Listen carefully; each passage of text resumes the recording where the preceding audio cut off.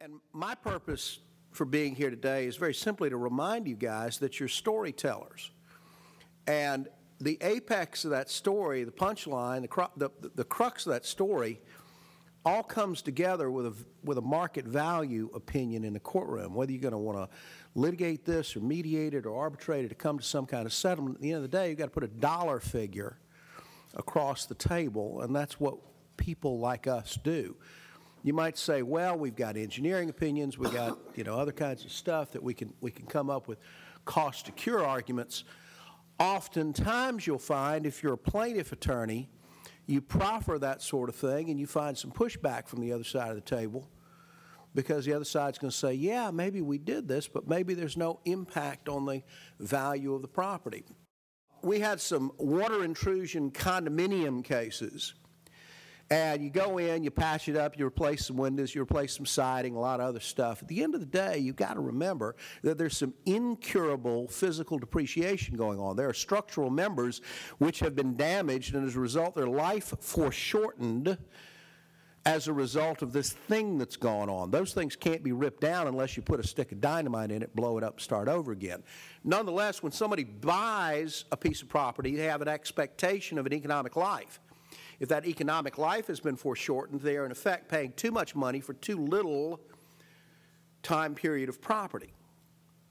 If we can work with the engineers and architects and come up with an understanding of what the incurable aspects of the deterioration are, we can then put a dollar figure on the foreshortened life of the property and show why there's a market value number attached to the fact that this property is simply not going to last as long as we thought it was going to be because of the stuff we can't rip out and get. But there's a danger to unskilled appraisers, and oftentimes they don't understand these things. The American Law Review had a couple of articles, 83 and 2002. Appraisers are being held liable to homeowners for their lack of understanding of construction defects. Illinois Law Review, 1984, appraisers required to indemnify lenders when they fail to understand, identify, and put a value on either cured or uncured construction defects. But as a real estate fella, I have to ask the question, what's the value differential? If we paid extra because we thought we were going to get this, and as it turns out to be that, what's that extra, what's that marginal difference? Because that's the thing that we're going to be arguing about in a court of law. We've got the smorgasbord of certification agencies, smorgasbord of standards. As a real estate appraiser, I don't know what we can hang our hats on right now. If a real estate appraiser is called to go in and appraise a green building, what constitutes a green building? Are there any levels of green building? We're getting utterly no guidance in the appraisal community about this. We have conferences and seminars on this stuff, and people say, yeah, green buildings, they cost a little bit more, but they're worth it in the long run. Define a green building for me. We don't know what that is. And so as real estate appraisers, we're going to have some real challenges valuing stuff today that may come out and bite us in the haunches a few years from now.